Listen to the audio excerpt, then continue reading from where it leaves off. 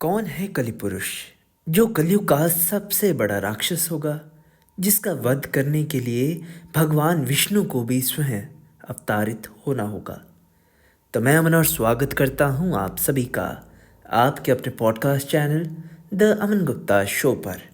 आज की कहानी कलिपुरुष में। मेरे आने वाली सभी पॉडकास्ट को सुनने के लिए जुड़े रहिए मेरे साथ आपके अपने podcast channel the Aman Gupta show पर। धन्यवाद।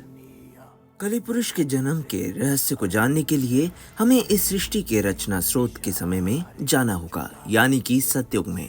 एक बार ऋषि दुर्वासा इंद्र देवता से मिलने स्वर्गलोक गए हुए थे, परंतु इंद्रदेव वहां नहीं थे।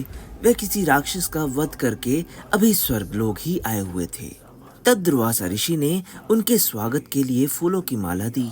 चूंकि इंद्रदेव अभी भी जीत की धुन में मगन थे, उन्होंने वह फूलों की माला अपने गज यानी हाथी को पहना दी। और जब पुनः सभा शुरू हुई तब दुर्वासा ऋषि उनसे मिलने के लिए आए, तो उन्होंने देखा कि उनकी फूलों की माला हाथी के पैरों में पड़ी हुई थी। ये देखकर दुर्वासा ऋषि को क्रोध आ गया और उन्होंने श्राप दे डाला कि जिस ऐश्वर्य में तुमने मेरे उपहार का अपमान किया है, वह ऐश्वर्य तुमसे जल्दी ही छीना जाएगा। उसके बाद धन और मन की हानि होने लगी, देवता कमजोर होने लगे। तब सभी देवता भगवान विष्णु के पास आ पहुंचे। अब भगवान विष्णु ने उन सबको समुद्र मंथन के लिए कहा और बोला कि हे देवताओं, आप सभी को पुनः पहले जैसे होने के लिए क्षीर सागर के अमृत की आवश्यकता पड़ेगी। क्योंकि अब देवता बहुत ही कमजोर हो चुके थे, इसलिए इंद्रदेव ने असुरों के राजा बलि से समुद्र मंथन के लिए मदद मांगी। पहले तो राजा बलि ने देवताओं को मना कर दिया, परंतु शुक्राचार्य के कहने पर वह समुद्र मंथन के लिए मान गए। परंतु शर्त ये थी कि समुद्र मंथन में से जो भी निकलेगा उसका आधा बंटवारा होगा। अब मंदराचल पर्वत को गरुड़ देव ने अपनी चोंच में उठाकर क्षीर सागर में रखा और सर्पराज वासुकी को उस पर्वत में लपेट एक रस्से का रूप लिया। अब राक्षस राज वासुकी की मुख की ओर थे और देवता पूंछ की ओर। परंतु मंथन हो नहीं पा रहा था, क्योंकि मंदराचल पर्वत का आधार घूम नहीं रहा था। तब भगवान विष्णु ने कश्यप यानी एक कछुए का अवतार धारण किया। उसके बाद मंदराचल पर्वत को अपनी पीठ पर रखा। इस प्रकार मंथन की शुरुआत हुई। उसमें बहुत सारे कीमती आभूषण भी निकले, परंतु सबसे पहले हलाहल नामक तेज विष निकला। भगवान विष्णु को इस विष के बारे में पहले से ही पता था। वह देवताओं को इस बारे में पहले इसलिए नहीं बताया क्योंकि वह जानते थे कि अगर उस विष के बारे में देवताओं को पहले पता चला तो वह समुद्र मंथन नहीं करेंगे। इसलिए उन्हें सिर्फ अमृत के बारे में ही बताया था कि वेग से मूर्छित होने लगे। परंतु शर्त के अनुसार इसे आधा देवता और आधा असुर को पीना था, परंतु दोनों में हलाहल विष को सहने की क्षमता नहीं थी। फिर भगवान भोलेनाथ ने भगवान विष्णु के कहने पर विषपान किया, परंतु इस विष के तेज से भोलेनाथ भी जलन से प्रभावित होने लगे।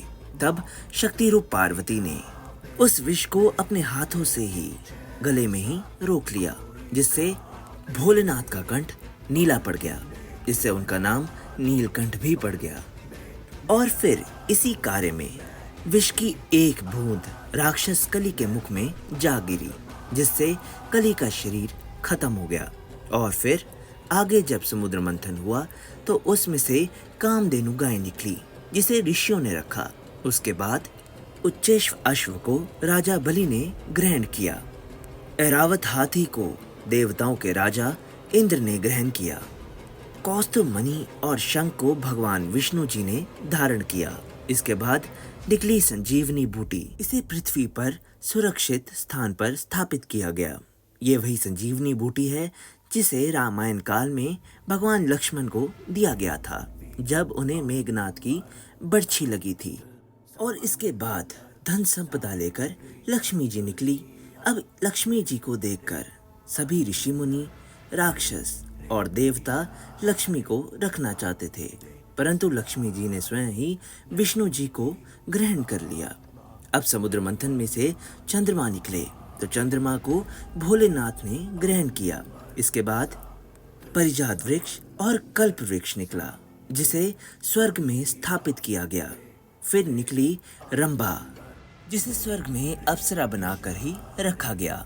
इसके बाद निकली वारुणी देवी, यानी कि गॉडेस ऑफ एल्कोहल, जिन्हें असुरों ने ही ले लिया। और अंत में भगवान धन्वंतरी अपने हाथों में अमृत का कलश लेकर निकले। अब इसी अमृत की छीना चपटी में कुछ बूंदे समुद्र में जा गिरी, जो उज्जैन, नासिक और इलाहाबाद में गिरा था। और कहा जाता है कि हर 12 वर्ष में फिर से वो अमृत प्रकट होता है। उस वक्त स्नान करने से रोग दोष दूर होते हैं।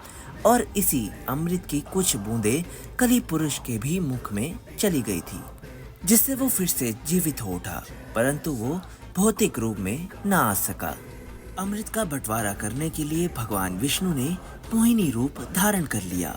अब सारा अमृत देवताओं को पिला दिया, परंतु राहु और केतु, 2 राक्षस, देवताओं का रूप धारण करके वह अमृत पी गए।